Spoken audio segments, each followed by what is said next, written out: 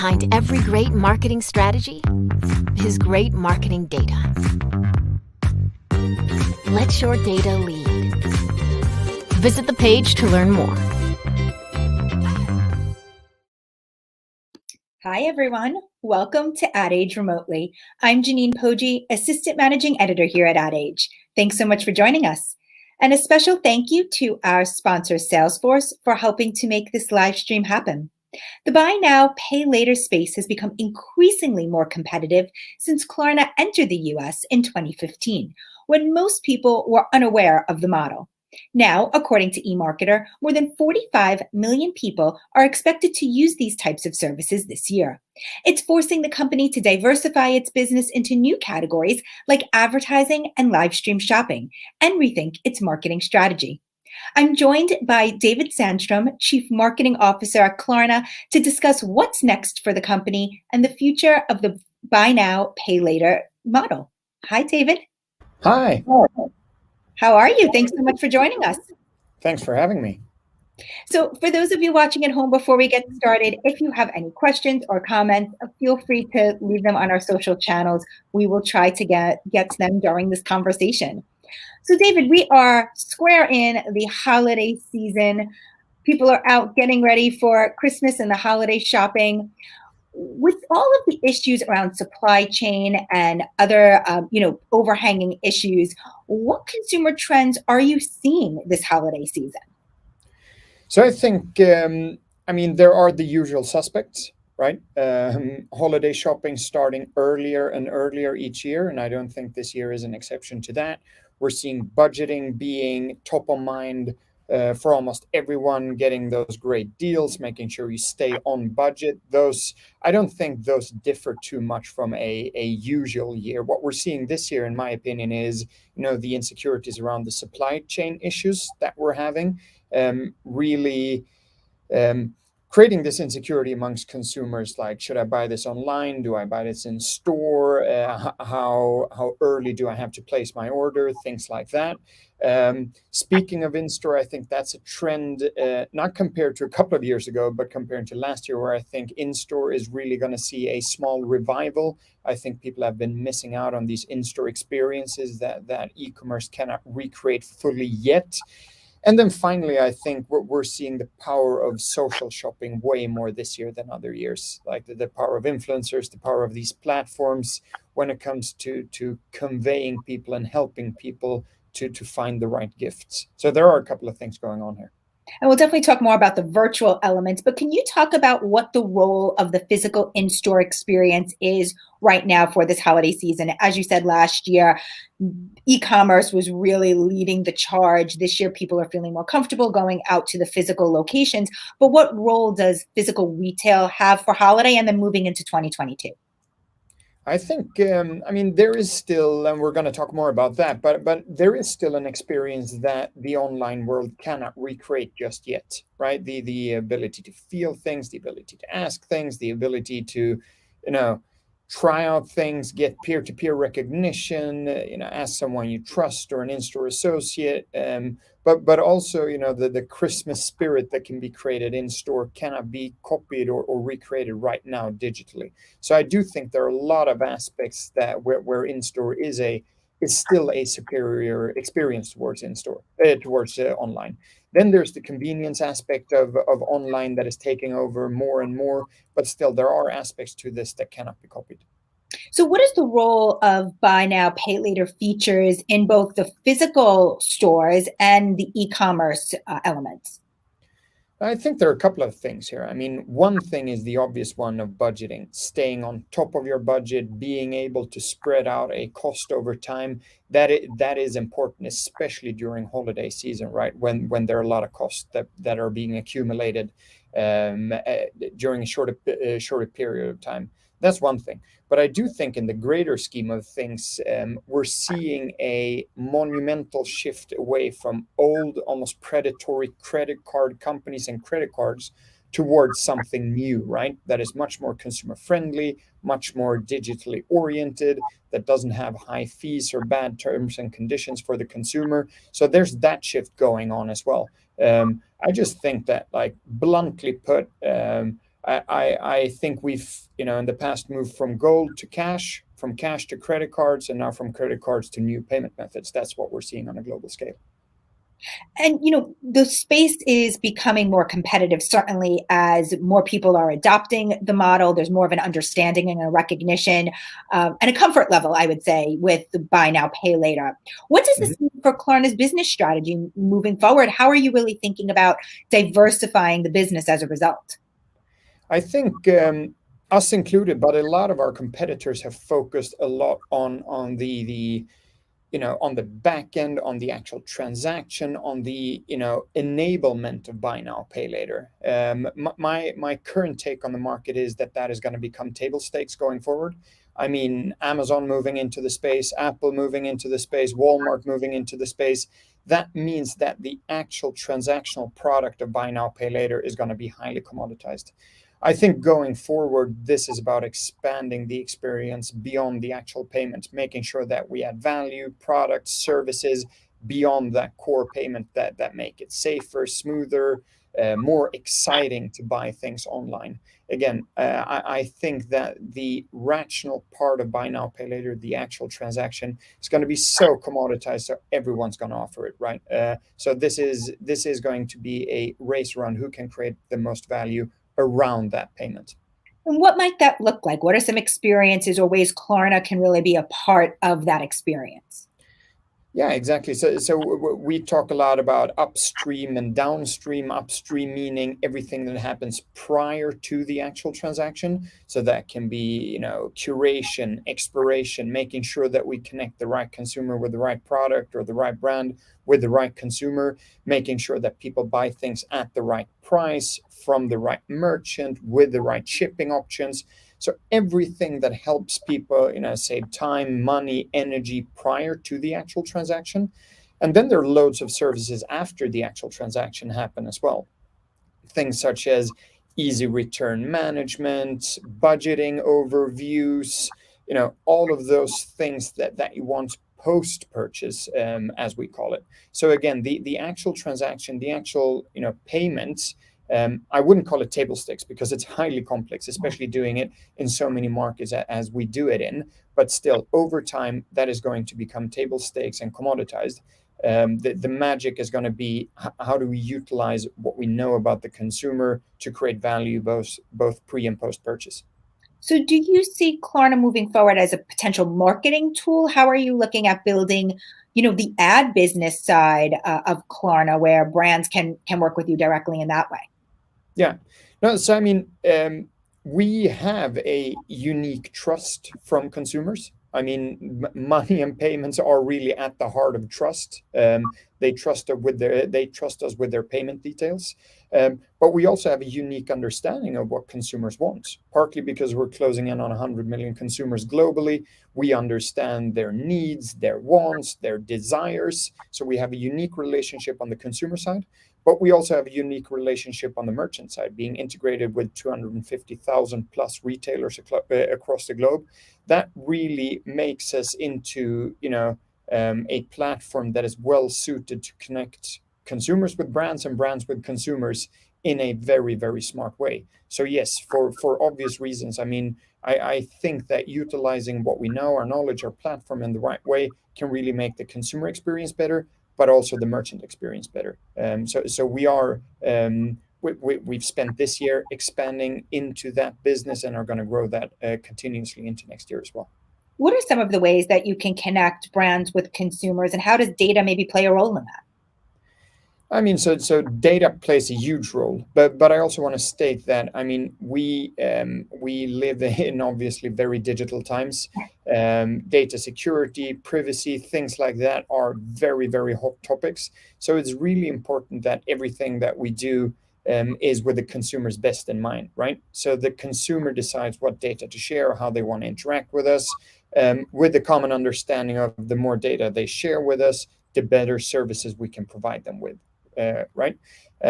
But I mean, again, coming back to the fact that we have 100 million consumers, we have very strong marketing channels. Our app has millions of monthly active users on them. We hold the transaction details of consumers, which makes it easier to shop on our platform, easier to advertise for brands on our platforms. So we have loads of different features that we can actually offer brands and merchants in order to get to connect with consumers in better and smarter ways. Any new opportunities that you're thinking about for brands and merchants moving into 2022? I mean, our app is really some kind of crown jewel in our ecosystem. We have millions of people using the app on a daily basis. It lends itself very well for expanding on the entire consumer experience, everything ranging from live shopping to the post-purchase experience. And there are loads and loads of opportunities for merchants to connect with Klarna and to connect with consumers and to be seen at the point of purchase with people who are interested in specific categories or in specific products that really, they want to know more about products. They are interested in shopping. They have, an interest in a category, in a drone, and in a sneaker or something like that. So offering merchants the ability to connect with those consumers makes our ecosystem highly relevant, in my opinion. So as you think about moving beyond just the back end part of this and into more marketing services and other ways that you're looking at the Klarna to be a part of the shopping experience, how are you thinking about your marketing strategy then moving into 2022 and as you embrace some of these new models? I mean, our marketing strategy at its core is quite bottoms up, in my opinion. I think marketing always starts with a really good product. Marketing from within the product. People often ask me about the Super Bowl, for example, and I think the Super Bowl is fantastic in many ways, but the Super Bowl is a cherry on top, right? Our ability to utilize we do about 2 million transactions a day. The ability to communicate within those transactions in a way that builds trust, but also creates excitement. Communicating through our consumers, 100 million consumers, is a very powerful marketing channel for us. So it's very, very bottoms up. And I'm actually a fan, if I talk about marketing strategies, I'm a fan of perfecting the boring marketing channels, and everything else comes on top, right? I'm fully confident that we can pull off this huge TV advertising campaign or something like that. But I need the most brilliant minds to focus on the most boring channels. And with I say boring very, I say that loosely, but, things like CRM, transactional emails, SMS, those kind of things that actually have a huge impact. There are way too few creative minds focusing on those. SMS is an interesting one. I feel like we're hearing more about the evolution of text messaging, especially when you think about, the demise of the third-party cookie and data privacy and lockdowns and things like that. Is there a renewed interest or more creative ways that brands should really be thinking about using text messaging in their marketing? Yeah, I think so. I have to say I'm not an expert in how that works, but I think there are always more creative ways to work with things like SMSs and that are enriched, that actually are an experience in itself. The obvious answer is the SMS being a very intrusive channel. It's not it's not like the other channels per se. So we're R&Ding with it, we're experimenting with it, but I do think we have to tread quite lightly carefully when it comes to that channel. Klarna did air its first Super Bowl ad this year. Plans for 2022? Will Klarna return to the game? You never know. I don't want to disclose too much, but I do think one thing to point out is the last couple of years have really been about getting attention to our products, to our services, to the value that we create, attention that I think we deserve because it is a superior product, especially towards the incumbent credit cards, right? But the industry itself has gotten so much attention in the last 12 months, maybe because of the digital acceleration, maybe because of other things. So it's not really the attention we're after. We really need to create value with the advertising. Yes, I do appreciate the size and the impact and the scale of the Super Bowl, but maybe it's not what we need right now. Yeah, what did you learn from the first foray? Like what did you gather from doing that this year? I mean, it was the first Super Bowl for me as well, so I'm not sure I'm in a position to spread wisdom around the Super Bowl. People have been around for way longer than But I did you have, have some takeaways but in terms of applying to like what your marketing strategy might be this year around the game or not be? So like, I'm curious, like yeah, what I you saw. think the obvious answer is like the Super Bowl. The analogy would be that is only the transaction, right? In our world, that would be the transaction. The magic happens before that transaction, before the Super Bowl, and after the Super Bowl, right? Being ready with everything that leads up to it, having that war room during the actual event, but also everything in the aftermath. That's one thing. The second thing is I'm just so um, I'm really still very bullish about creativity. It is obviously a reach channel, but the organic momentum you get by applying creativity, by applying new kind of a new perspective, a new thinking, it's really worth it. Not utilizing it as a pure reach channel, but really to flesh out your full brand. It's also a learning that we had. I want to talk about the live stream shopping space, which is taking off this holiday season. But before Mhm. we do that, we have a brief message from our sponsor, Salesforce. Marketing trends can change suddenly. Your marketing strategy should change with it. Let your data lead. Visit the page to learn more.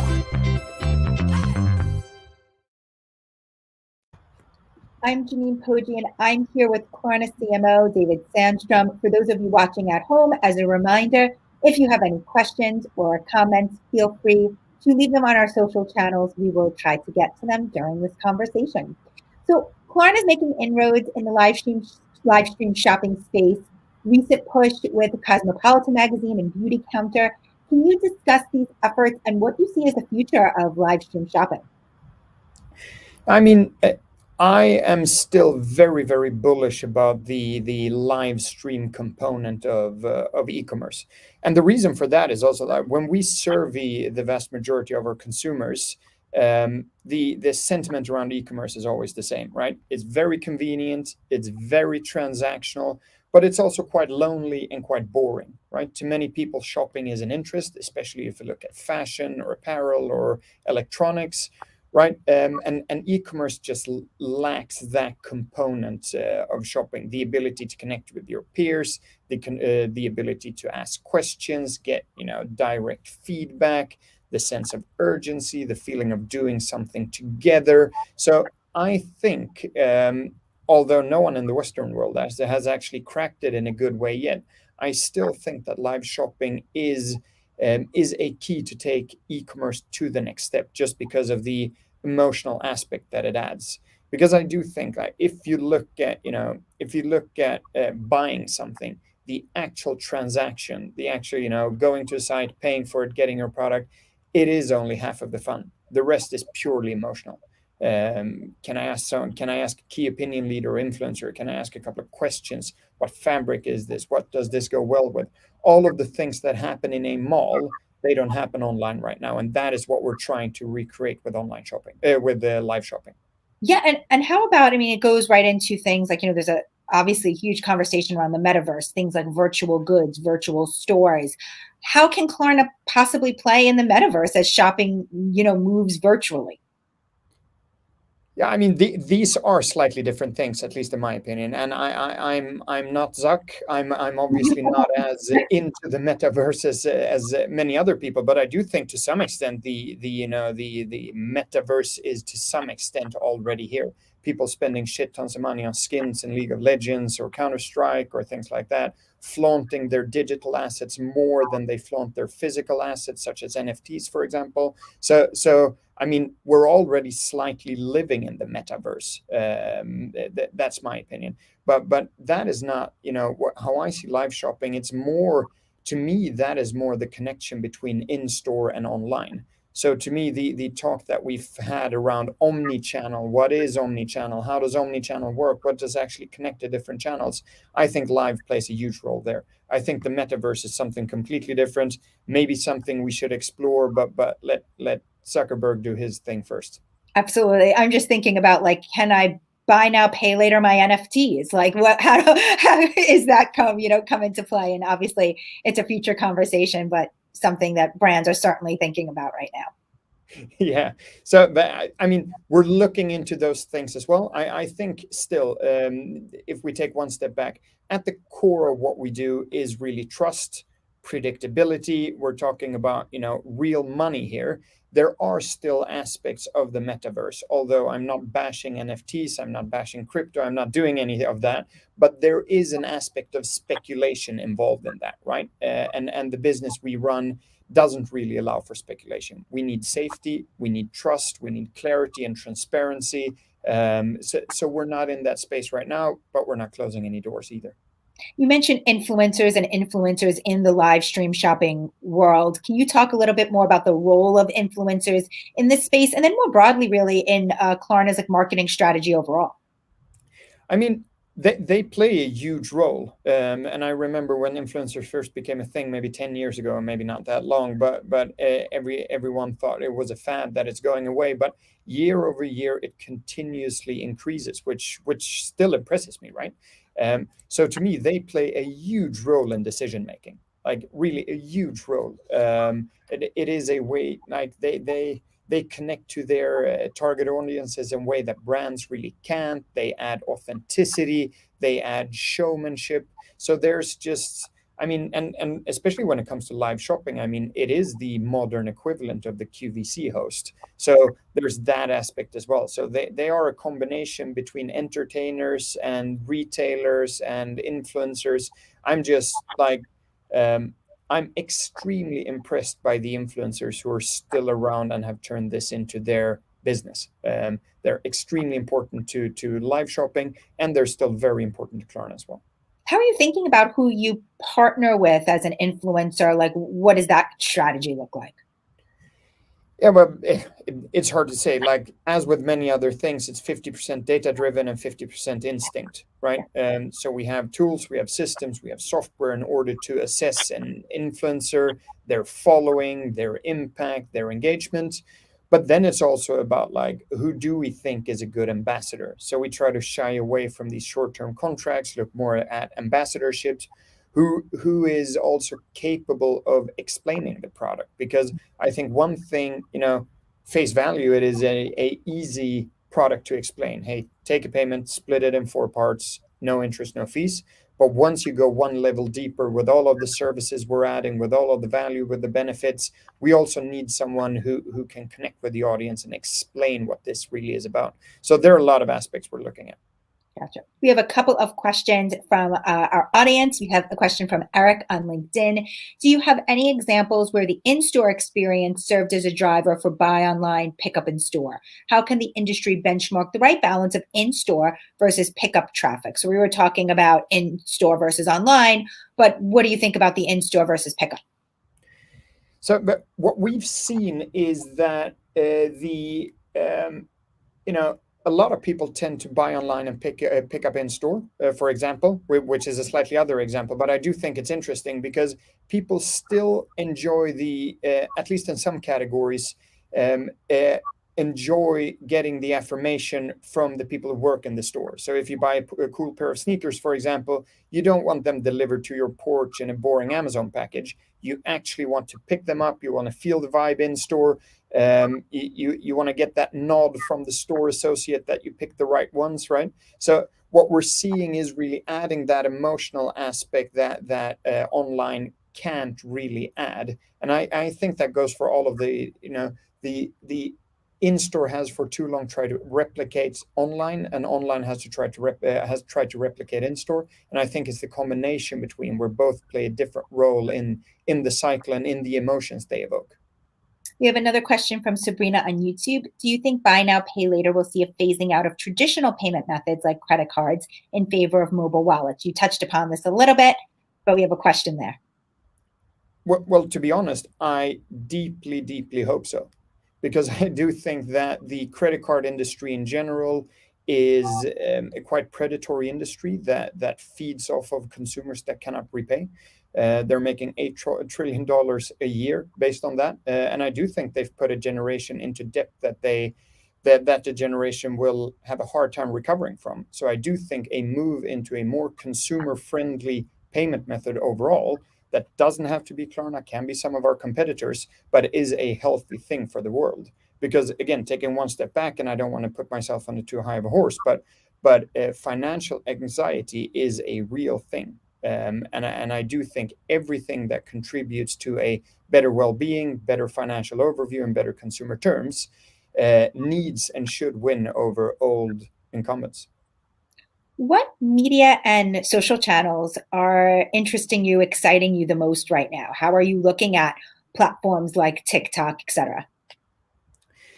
I mean, TikTok is undeniably one of the biggest forces right now when it comes to social and platforms. I think it lends itself really well for the influencer space, going into product details, being able to show and tell a product. Showing up as a brand with ads on TikTok might not be the way to go about. But what excites me right now is actually trying to move into other kind of partnerships. I think we're doing fairly well when it comes to media placement, buying media, distribution, publishers, those kind of things. But real partnerships, be that sports sponsorships or other kind of more in-depth partnerships, those intrigue me. How to make the best out of those. What is the future of those types of partnerships? You mentioned sports. Are there other areas of interest in particular that you're looking to do these like bigger partnerships with? Again, I think sports is quite interesting, but I also think a completely different thing to that could be sustainability partnerships. So again, talking about the experience beyond the actual transaction, the transaction that is going to be highly commoditized, I do think, and we're seeing that already, sustainability is going to play a major role going forward, especially with the younger generation. So those are partnerships as well that I'm quite intrigued and excited about. So spending less on media and spending more on partnerships. We also have awesome retailers and merchants that I would like to engage deeper with. But partnerships is a strategy that I'm going to look closer at going into next year. We have one more question from Crystal on LinkedIn. How are you teaming up with shopping malls for in-store partnerships, or would you? Yes, we are. So, for example, we have a big partnership with Simon Malls. I do think our product lends itself really well if you're hitting the mall and going on some kind of spree, getting that budget control, making sure that you spread the cost. So the malls are a really important partner to us when it comes to raising awareness about our in-store product. So we're teaming up with several malls, and I think that's a strategy we're gonna pursue going into 2022 and 2023 as well. David, thank you so much for joining us. Great to have you here. Thanks for having me. Thank you to our sponsor, Salesforce. And as always, thank you to our Ad Age crew, Arabella Breck, Alfred Mascaroni, Anna Sakula, and Lauren Ciardio, and for helping to make this live stream happen. Don't miss Ad Age Next CMO conference on Wednesday, December 1st and Thursday, December 2nd. It's a 2-day virtual event examining the big topics weighing on the minds of marketing and agency leaders as we head into 2022. Thanks everyone for watching.